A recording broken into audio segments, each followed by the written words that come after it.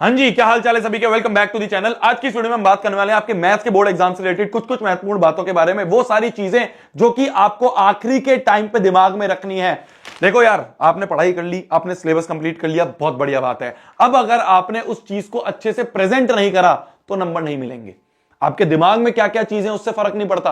आप पेपर पे क्या लिख के आ रहे हो, किस तरह से प्रेजेंट करके आ रहे हो, उससे मैटर करेगा कि आपके 100/100 आएंगे या नहीं आएंगे। तो वो सारी प्रेजेंटेशन की स्ट्रेटेजीज, वो प्रेजेंटेशन की टिप्स, वो टाइम मैनेजमेंट कैसे करना है, उसके बारे में क्या सोचना है, कैसे आपको सिल्ली मिस्टेक्स, कैलकुलेशन एरर से बचना है, क्या क्या चीजें हैं जो कि आखिरी के टाइम पे आपको ध्यान में रखनी है, वो सारी चीजें यहां पे मैं आपको बताने आया हूं। ज्यादा टाइम मैं आपका नहीं लूंगा, ज्यादा टाइम मैं आपका वेस्ट नहीं करूंगा। आप इसको 2x पे देख लेना और जैसे ही आपका बोर्ड का एग्जाम शुरू होने वाला हो उससे पहले एक बार और जरूर देख के चले जाना, चीजें एक बार ब्रशअप हो जाएंगी।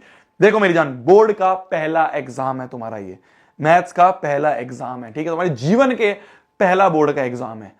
बिल्कुल घबराना नहीं है, बिल्कुल नहीं टेंशन लेनी है मेरी जान। अच्छा एग्जाम जाएगा। कॉन्फिडेंस हाई रखना है, कॉन्फिडेंस लो नहीं होने देना है, डिमोटिवेट नहीं होना है। देखो यार, ये बहुत नेचुरल सी चीज है कि जब भी एग्जाम की तरफ हम जा रहे होते हैं, एग्जाम के दिन करीब हो रहे होते हैं, हमें ऐसा लगता है कि यार हम चीजें भूल रहे हैं या हम चीजें भूल ना जाएं, यार वहां पे जाके हम ब्लैंक ना हो जाएं। देख मेरी जान, ये चीज नेचुरल है, इसके बारे में ज्यादा टेंशन नहीं लेनी है। उस समय पे जब हम बोर्ड एग्जाम लिख रहे होते हैं ना, वो वैसे ही इतना सीरियस माहौल हो जाता है कि चीजें अपने आप याद आनी शुरू हो जाएंगी। बिल्कुल नॉर्मल है, बिल्कुल टेंशन नहीं लेनी है। सिलेबस आपने कंप्लीट कर लिया है, आपने रिवीजन अच्छे से कर लिया है, बस ये दोनों चीज मैटर करती हैं। अब इसके बाद आप बोर्ड का एग्जाम फोड़ के आओगे। क्या मेरी बात समझ में आ रही है? क्या क्या चीजें अब आपके दिमाग में डाउट थी उसको मैं क्लियर कर देता हूं। सबसे पहला डाउट बच्चों के दिमाग में था कि भैया कौन से सेक्शन से शुरू करें, कौन से सेक्शन से हम अपने इस एग्जाम को शुरू करें। क्या भैया हमें पहले सारे बड़े बड़े मार्क्स वाले क्वेश्चन कर लेने चाहिए, फिर हमें छोटे मार्क्स वाले क्वेश्चन पे आना चाहिए, या पहले भैया जो सेक्शन ABCD चल रहा है वैसे ही करें? दो ऑप्शन होते हैं। या तो है कि हाईएस्ट मार्क्स से लोएस्ट मार्क्स वाले की तरफ जाएं कि भाई सेक्शन ED C इस तरह से जाएं, या तो भैया ये ऑप्शन होता है। या फिर भैया जो पेपर का पैटर्न है A से लेके B से लेके C से लेके D इस तरह से चले।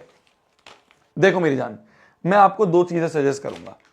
अगर अभी आपके बोर्ड के, जिस भी दिन आप ये वीडियो देख रहे हो, अगर आपके 1 या 2 दिन या 3 दिन बचे हैं, तो मैं ये कहूंगा एटलीस्ट 3 सैंपल पेपर लगाओ। क्या बोलूंगा मैं, सुनना मेरे ध्यान से। आपने शायद सैंपल पेपर ले रखे हो, नहीं ले रखे हो, आप जाके ले सकते हो। आजकल तो वो मैंने देखे ओसवाल वालों के कंबाइंड सैंपल पेपर भी आते हैं। आप एक बुक ले लो, अगर आपने नहीं लिया, उसी में सारे सब्जेक्ट्स के हो जाएंगे। लिंक वगैरह मैं नीचे डिस्क्रिप्शन में दे दूंगा। तो आपको क्या करना है, सैंपल पेपर उठाना है। अगर आपके पास अभी 2-3 दिन बचे हैं, नहीं बचे हैं, आप एक एंड मोमेंट पे वीडियो देख रहे हो तो भी बताऊंगा।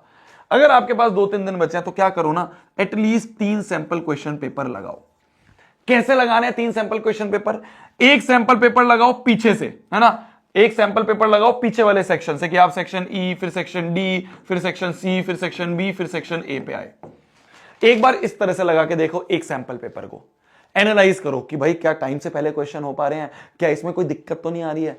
एक बार ऐसा करो कि भाई सेक्शन A, फिर सेक्शन B, फिर सेक्शन C, फिर सेक्शन D, फिर इस तरह से आगे। एक बार इस तरह से करके देखो क्वेश्चन पेपर को, फिर एनालाइज करो कि भाई मेरे से क्या चीज बढ़िया रह रही है। तीसरा, कोई और रैंडम सिलेक्शन कर लो कि जैसे B हो गया, या पहले मान लो सेक्शन C कर लिया, फिर B कर लिया, फिर A कर लिया, फिर लास्ट में D, और फिर लास्ट में D, और फिर लास्ट में E कर लिया। कोई भी एक रैंडम तरीके से कर लो। 3 सैंपल पेपर उठा के लगाओ अलग अलग पैटर्न से।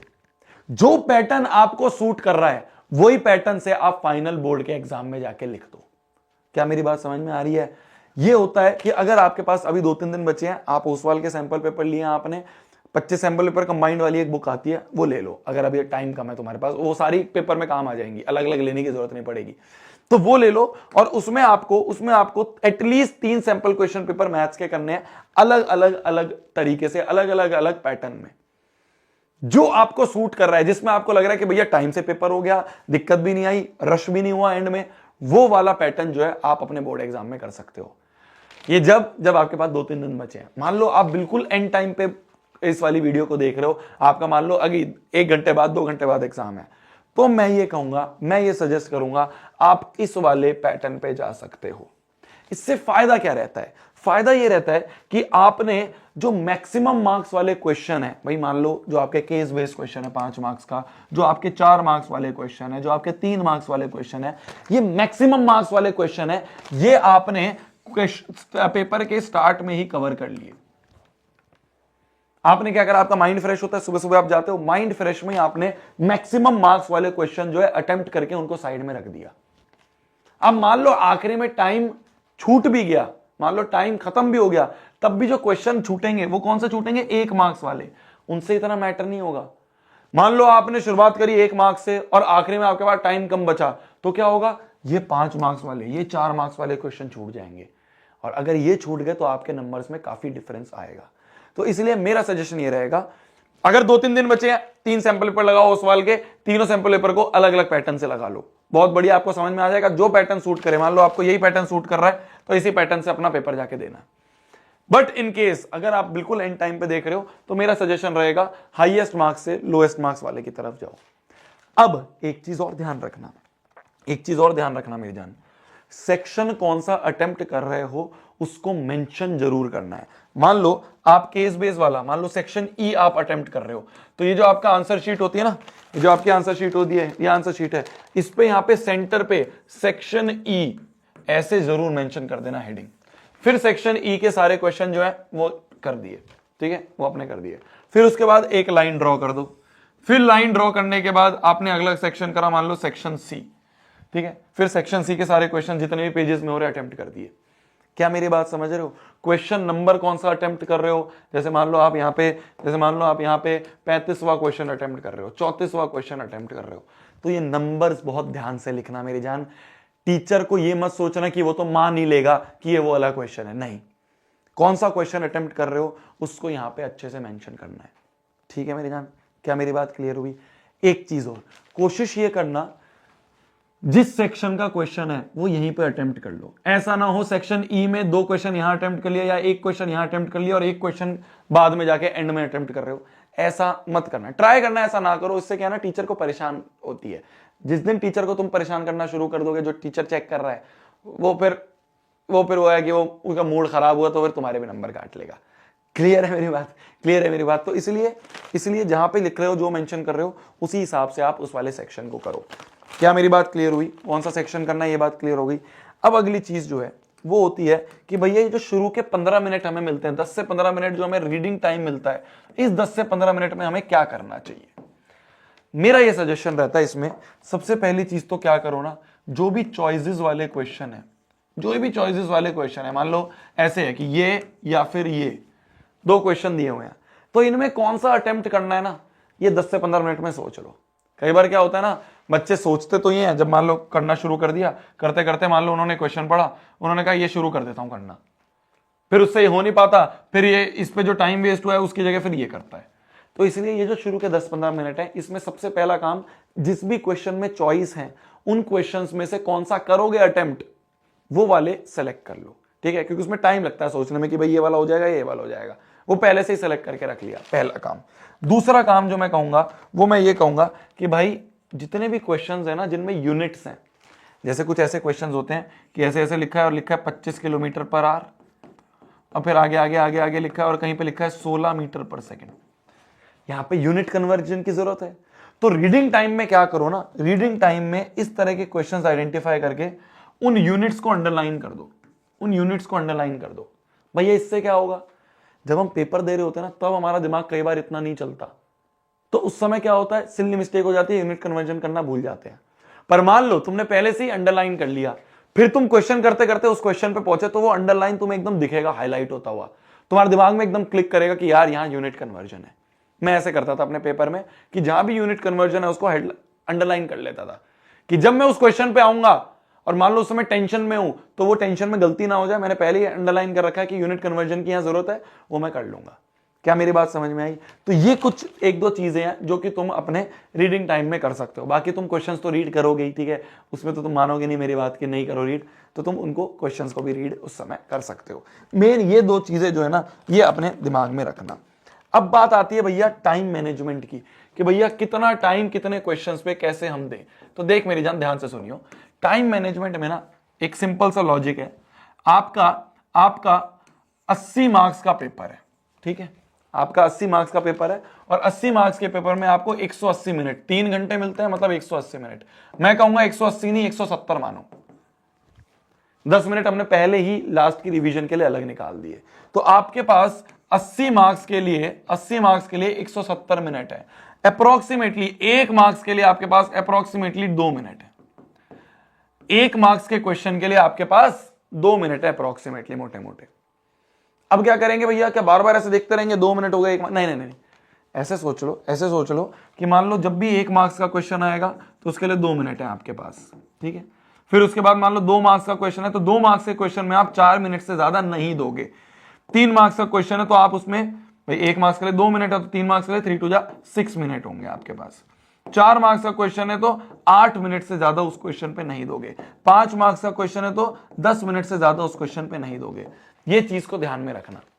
ये थोड़ा सा टाइम मैनेज अगर करके चलोगे कि भाई हमारे पास 1 मार्क्स का क्वेश्चन है भैया, 2 मिनट से ज्यादा नहीं देने लिखने में, तो जल्दी जल्दी जल्दी लिख के करा, इस तरह से चलोगे तो टाइम पे पेपर कंप्लीट हो जाएगा। और टाइम पे पेपर कंप्लीट हो जाएगा तो आपके पास ये जो एक्स्ट्रा 10 मिनट है, ये एक्स्ट्रा 10 मिनट आपके फाइनल रिवीजन के लिए हो जाएंगे कि भाई कोई कैलकुलेशन मिस्टेक तो नहीं करी, कहीं पे क्वेश्चन नंबर लिखना तो नहीं भूल गया, कहीं पे कुछ क्वेश्चन को 2 बार अटेम्प्ट कर दिया तो एक बार जो काटना था वो काटना तो नहीं भूल गया। ये सारे काम जो है वो आखिरी के 10-15 मिनट में आपके पास हो जाते हैं अगर आप टाइम मैनेज करते हुए चलते हो सके तो कर लेना, ऐसा हार्ड एंड फास्ट रूल नहीं है, हो सके तो ये चीज आप कर लेना। वहां घड़ी आप एनालॉग वाली पहन के जाना, वो डिजिटल वाली मत पहन के जाना, वो कैंसिल कर देते हैं, मतलब वो हटवा देते हैं। बाकी वहां पे सेंटर पे भी घड़ी लगी होती है, मैक्सिमम सेंटर्स पे लगी होती है, ठीक है जी।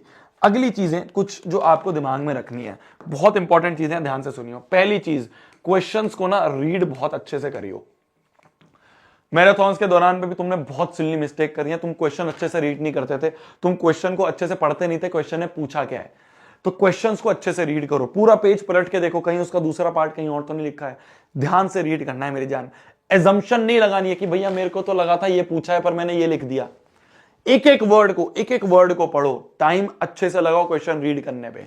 दूसरी चीज, जो एमसीक्यू वाले क्वेश्चन है ना, उनमें ऑप्शंस पूरा लिखना होता है मेरी जान। जैसे मान लो 9th वाला एमसीक्यू है तो आप इस तरह से लिखोगे, देखो इस तरह से लिखोगे कि 9th वाला एमसीक्यू है, 9th वाले एमसीक्यू का ऐसे 9 लिखा, फिर उसके बाद कि आंसर है भैया इसका, मान लो आंसर है इसका सी पार्ट, तो ऐसे नहीं कि 9th का सी, ना 9th का सी और उसका जो भी आंसर आ रहे हैं निकल के, जो सी ऑप्शन है वो पूरा ऑप्शन लिखो। मान लो सी ऑप्शन जो है वो है मान लो 25 सेंटीमीटर, तो ऐसे पूरा लिखो। तो ऑप्शन भी मेंशन करा और उस ऑप्शन का क्या पूरी स्टेटमेंट है वो भी मेंशन करिए।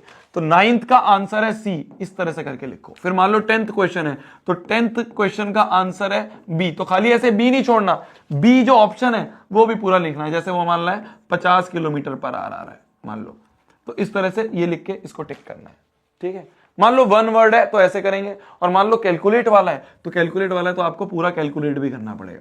पूरा कैलकुलेट करके फिर आप दिखाओगे कि भाई आंसर जो है वो आ रहा है 50 किलोमीटर पर आवर। क्या मेरी बात समझ में आई? वो कैलकुलेशन भी आपको दिखानी होगी। सिंपल 1 वर्ड है तो ऐसे भी कर सकते हो, पर मैथ्स में मैक्सिमम में कैलकुलेशन होती है तो पूरी कैलकुलेशन आपको वहां करके दिखानी पड़ेगी। क्या मेरी बात क्लियर है? ऐसे मत छोड़ देना कि भैया मैंने तो ना रफ में कैलकुलेट कर लिया था भैया, 10 का सी आ रहा था, 11 का बी आ रहा था, इस तरह से लिखोगे नहीं नंबर मिलेंगे, ठीक है। क्या मेरी बात समझ में आई? बहुत बढ़िया जी। आगे की बात करें तो कैलकुलेशंस जो है ना मेरी जान, आराम आराम से करना, कोई जल्दबाजी नहीं है, कोई ऐसा दिमाग में जल्दी जल्दी करने की कैलकुलेशन की नीड नहीं है, आराम से करना। गोल है क्वेश्चन सही होना चाहिए, ऐसा ना हो क्वेश्चन तो जल्दी हो गया पर भैया गलत हो गया, क्या फायदा है, नंबर ही 0 मिलेंगे उससे। आराम आराम से स्लोली हौले हौले बच्चों की तरह कैलकुलेशन करो। कोई आसपास वाला तेरा पेपर देख के तेरे को जज नहीं कर रहा है कि भाई ये तो ना पता है ही ये ना ऐसे कैलकुलेशन कर रहा था 17 into 3, 7 3 21, 3 1 3 4 5। नहीं आता है तो कर लो ना कैलकुलेशन, ईगो पे क्यों ले रहे हो? ईगो वाला गेम नहीं है, गेम है कौन सबसे ज्यादा क्वेश्चन सही करके जाता है, कौन 100/100 लाने के लिए छोटी छोटी कैलकुलेशन भी साइड में कर रहा है जिससे कि कोई भी सिली मिस्टेक हमारी ना हो। क्या मेरी बात क्लियर हुई? हाँ, अब इसके बाद मान लो कोई क्वेश्चन है, मान लो तुम्हारा 11वां नंबर क्वेश्चन है, तुमने सॉल्व करा और तुम्हें लगा ये तो गलत हो गया। तो गलत होने पे ऐसा नहीं है कि लिया और इसको ऐसे ऐसे पूरा गंदा कर रहे हो पेपर को। नहीं, सिंपली क्या करना है हमें, बस एक ऐसे कट लगा देना है, बस एक नहीं 2 लगा दो। तुम्हें लग रहा है मैक्सिमम भैया नहीं यार एक से मन नहीं भर रहा, 2 ये गंदी खिचड़ी नहीं बनानी है, खिचड़ी नहीं बनानी है। पेपर को जितना नीट एंड क्लीन रखोगे, टीचर को जितना खुश कर दोगे पेपर में, उतने खुशी खुशी तुम्हें नंबर दे रहा होगा। क्या मेरी बात क्लियर है? टीचर को बिल्कुल मान के चलना है कि 5वीं का बच्चा है ये, तो हर एक फॉर्मूला, जो भी स्टेप में फॉर्मूला यूज कर रहे हो, जो भी स्टेप में रीजन यूज कर रहे हो, ब्रैकेट में लिखो, ब्रैकेट में लिखो। यहां पे ये थ्योरम यूज करिए, ब्रैकेट में लिखो। ये फॉर्मूला यूज करा है, ब्रैकेट में लिखो। a+b का स्क्वायर भी यूज कर रहे हो तो उसे भी ब्रैकेट में लिखो। ऐसे दिमाग में मत मान लेना कि भैया यार ये तो टीचर को पता ही होगा। हर चीज ऐसा मानो टीचर को तो कि 5वीं का बच्चा है, सब स्टेप बताने पड़ेंगे। हर एक स्टेप को अच्छे से लिखो, कोई भी स्टेप स्किप नहीं करना है हमें, कोई भी स्टेप स्किप नहीं करना है। हर स्टेप को अच्छे से पूरा पूरा एक एक चीज को लिखना है। हाँ, जब हम रफ में करते हैं बात अलग है। मान लो कहीं पे लिखा है 45x - 7 = 3, तो ये नहीं कि इसमें लिख दिया भैया x बराबर आ गया 10/45। ना ना ना ना, पूरा करो ना, एक एक स्टेप करो। तो 45x बराबर आ गया भैया 7 उधर गया तो 7 + 3, तो 45x बराबर आ गया भैया 10, तो x बराबर आ गया 10/45। फिर 5 2 = 10, 5 9 = 40, तो x बराबर आ गया 2/9। ये सारे स्टेप्स करो, स्टेप्स के नंबर हैं। जितना अच्छे से एक्सप्लेन करोगे टीचर को, उसको अच्छे से चीजें समझ में आएंगी, पूरे के पूरे नंबर तेरे को देके जाएगा। साथ साथ में कोई भी फॉर्मूला, थ्योरम, कोई भी चीज यूज कर रहे हो तो उसको साइड में हमें लिखना जरूर है, मेंशन जरूर करना है, ठीक है। क्वेश्चन खत्म होने के बाद, जैसे ही कोई क्वेश्चन खत्म हो रहा है, कोशिश करो क्वेश्चन खत्म होने के बाद पेंसिल लेके जाना, और पेंसिल से एक क्वेश्चन खत्म होने के बाद एक लाइन लगा देना, फिर अगला क्वेश्चन खत्म होने के बाद एक लाइन लगा देना, ठीक है। इससे क्या ना, थोड़ा नीट एंड क्लीन लगता है। हाँ, लास्ट वाला जो पेज है मेरी जान, लास्ट वाले पेज को तुम रफ पेज की तरह ट्रीट करो। जो लास्ट वाला पेज है ना, लास्ट वाला पेज है, उस लास्ट वाले पेज पे क्या करना, जाते ही जो आंसर शीट है, उस आंसर शीट पे ऐसे पीछे रफ रफ लिख देना, और रफ लिख के कांटा मार देना। खाली पेज पे ही कांटा मार देना, जिससे कि अगर एंड में कांटा मारना भूल गए तो दिक्कत ना हो। अब जितनी भी रफ कैलकुलेशन है छोटी मोटी, या मान लो तुम्हें वो ट्रिग्नोमेट्री की टेबल बनानी है, साइन 30 45 60 90 ये बनानी है आपको, 0 30 45 ये टेबल बनानी है, तो ये सारी चीजें जो है ना पीछे रफ कॉपी में, मतलब रफ वाली शीट में बना लो, और उसको पहले ही रफ लिख के कांटा बना देना कि भाई ये तो मैं अपने रफ के लिए यूज कर रहा था। क्वेश्चन पेपर पे कुछ मत करना। क्या है ना, आजकल टीचर्स को लगता है क्वेश्चन पेपर पे लिखने पे चीटिंग होती है, कि क्वेश्चन पेपर एक्सचेंज कर दिया, चीटिंग हो रही है, तो इसीलिए क्वेश्चन पेपर पे कुछ मत लिखना मेरी जान। या तो ये रफ पेज है, या फिर हर एक आंसर शीट पे जो आपका इस वाली साइड होती है उसको रफ में यूज कर सकते हो, ठीक है। इस तरह लाइन बना के अपनी रफ में यूज कर सकते हो। ये चीज करना, क्वेश्चन पेपर में कुछ मत करना, ठीक है। हाँ, अगली चीज आ जाए हमारी, ब्रैकेट में रीजन वगैरह हो गया। हाँ, जैसे ही आपका पेपर खत्म हो जाए, जैसे ही आपका पेपर खत्म हो जाए, चुपचाप से पेपर आपका सबमिट करके और बाहर निकल के घर आ जाना है। डिस्कशन वगैरह में मत लगना, अपना दिमाग नहीं खराब करना है। जो हो गया अपनी तरफ से बेस्ट दिया, अपनी तरफ से जितनी मेहनत हो सकती थी उतनी मेहनत करके बेस्ट दिया। अब जो नंबर आएंगे वो स्वीकार करेंगे। क्या मेरी बात क्लियर हुई? मैंने तुम्हें पहले ही बोला था, जो नंबर आएंगे हमें स्वीकार करना है। हमने 14 दिन 15 दिन 17 दिन मेहनत करी है, हमने अपनी तरफ से बेस्ट दिया है। टीचर जिससे भी आप पढ़ रहे थे उसने अपनी तरफ से बेस्ट दिया है। बस कर्म करना आपके ऊपर था, आपने एग्जाम दे दिया, अब फल जो है वो ऊपर वाले के ऊपर छोड़ दो। ज्यादा टेंशन नहीं लेनी, ज्यादा परेशानी होना कि डिस्कशन करके यार ये हो गया, ये तेरा इतना था, मेरा इतना था, तेरा ये आंसर आ रहा है, मेरा ये आंसर आ रहा है। कुछ नहीं, कोई डिस्कशन नहीं, कुछ नहीं करना है। घर आना है, घर आके जिस भी टीचर से पढ़े थे उसको एक थैंक यू लिखना है कि सर या मैम आपकी वजह से मेरा बहुत अच्छा पेपर गया, या जैसा भी गया, हमने बहुत मेहनत करी थी सर, हमने बहुत करी थी मेहनत मैम, अपनी तरफ से मेहनत बेस्ट हो गई, अब जो फल है वो ऊपर वाले के ऊपर है। क्या मेरी बात क्लियर हुई? और अच्छा जाएगा पेपर। पहला बोर्ड का एग्जाम है, जनरली आसान ही आता है, तो आपको टेंशन नहीं लेनी है। हाँ, पर इसका मतलब ये नहीं चिल होके चले जाना है, मेहनत पूरी करनी है, रिवीजन पूरी करनी है। क्या मेरी बात क्लियर हो रही है? क्या मेरी बात क्लियर हुई है? सुबह 4 बजे हम रिवीजन करेंगे ही अपने मिशन जीत वाले चैनल पे, वहां पे हम एक बार और ब्रश अप सारे फॉर्मूले वगैरह हम देख के चले जाएंगे। क्या मेरी बात क्लियर हुई? टेंशन नहीं लेनी है मेरी जान, अच्छा जाएगा एग्जाम, अच्छा जाएगा, ठीक है। अच्छे पॉजिटिव एनर्जी के साथ जाना है ना। आराम से अपने सुबह उठ के वॉक वगैरह कर लेना, थोड़ी सी है ना, नॉर्मल टहल लेना, थोड़ी इनहेल कर लेना अपने, है ना, पानी वानी, ये सारी चीज़ें जो हैं। एडमिट कार्ड हो गया आपका, मान लो आपकी घड़ी है, या आपका जो बोर्ड होता है एग्जाम बोर्ड हो गया, 2-3 पेन हो गए, पेंसिल हो गई, इरेजर हो गया, ये सारे आपके जो बैग है ना, ये रात को ही बना लेना। सुबह हड़बड़ी मत करना। सुबह हड़बड़ी से क्या होता है कि भाई कुछ चीज़ें हम भूल जाते हैं। मान लो आप एडमिट कार्ड ही भूल गए, कुछ चीज़ हो गई, दिक्कत आ जाएगी। पहला बोर्ड का एग्जाम है हमारा, तो इसीलिए सब चीज़ को रात में बैग में लगा के अपने सोना है, ठीक है। आराम से बिना किसी टेंशन के फोकस आपको जाना है, एग्जाम से पहले भी कोई डिस्कशन नहीं करना, तेरा कितना हो गया, मेरा कितना हो गया। जाओ बैठो अपनी सीट पे, एग्जाम दो, वापस घर पे आओ। ज्यादा टेंशन नहीं ले, दिमाग पे ज्यादा लोड नहीं देना है। क्या मेरी बात क्लियर हुई? सुबह कोई दिक्कत, आपका जो सेंटर है अगर दूसरे स्कूल में पढ़ा है तो एक बार वो रास्ता देख के आ जाना पिछले दिन, एक दिन पहले, कि भाई दिक्कत ना हो कि सुबह भाग के देख रहे हैं कौन सा स्कूल है ना। ये कुछ प्रॉब्लम्स हैं जो नहीं आनी चाहिए पर कई बार आ जाती हैं और उसकी वजह से बच्चे लेट हो जाते हैं, पेपर उनका छोड़ जाता है। ये चीजों का ध्यान रखना। तुम्हारे शोभित भैया तुम्हारे साथ हैं, है ना। तुम्हारे शोभित भैया, तुम्हें बहुत प्राउड है तुम पे कि तुमने इतनी मेहनत करी है। तुम्हारे शोभित भैया की पूरी पूरी विशेष तुम्हारे साथ हैं। तुम लोग अच्छा करोगे बोर्ड के एग्जाम में, ठीक है। All the very best. 100/100 लाने के लिए मेरी तरफ से जो हो सकता था मैंने सब चीज कही। तुम और कुछ कहोगे कमेंट सेक्शन में लिख दो, टाइम बचेगा मैं वो भी लेके आ जाऊंगा। पर तू 100/100 लाने के लिए अपनी जान लगा दियो आखिरी पॉइंट तक। जब तक टीचर आके ऐसे पेपर छीनने पे ना आ जाए ना, तब तक लिखते रहना है, लड़ते रहना है क्वेश्चन से, खाली नहीं छोड़ना है कोई भी क्वेश्चन, खाली नहीं छोड़ना है कोई भी क्वेश्चन। क्या मेरी बात समझ में आई? आर या पार वाला सीन आ चुका है, आर या पार वाला गेम आ चुका है। एक भी क्वेश्चन खाली नहीं, जो भी आता है लिख के जरूर आएंगे। चाहे खाली फॉर्मूला आता है फॉर्मूला लिख के जाएंगे, गिवन टू प्रूव लिख के आ जाएंगे, गिवन टू प्रूव के भी नंबर होते हैं। कंस्ट्रक्शन आती है सिंपल, वो करके आ जाएंगे। खाली नहीं छोड़ना कोई भी क्वेश्चन, एंड मोमेंट तक लड़ना है एक एक क्वेश्चन से, एंड मोमेंट तक। जब तक टीचर छीनने नहीं आ जाए ना, तब तक लिखते रहना, लिखते रहना, लिखते रहना, लिखते रहना। तू अच्छा करेगा, तू अच्छा करेगी मेरी जान, तूने मेहनत करी है, तू अच्छा करेगी। All the very best. मिलते हैं बोर्ड एग्जाम के बाद। ऑल द वेरी बेस्ट आपके मैथ्स के एग्जाम के लिए, ऑल द वेरी बेस्ट आपके जीवन के पहले बोर्ड के एग्जाम के लिए। आई होप आप सब चीज़ अच्छी करें, ऊपर वाला सरस्वती माता जी आपका एग्जाम अच्छा करें। जिन भी आप भगवान को मानते हैं उनका एक बार आशीर्वाद लेके जाएं, बड़ों का आशीर्वाद लेके जाएं, है ना। उन्हीं की वजह से है यार हर चीज़ हमारी अच्छी जाएगी। बहुत बढ़िया जाएगा paper. All the very best. मिलते हैं।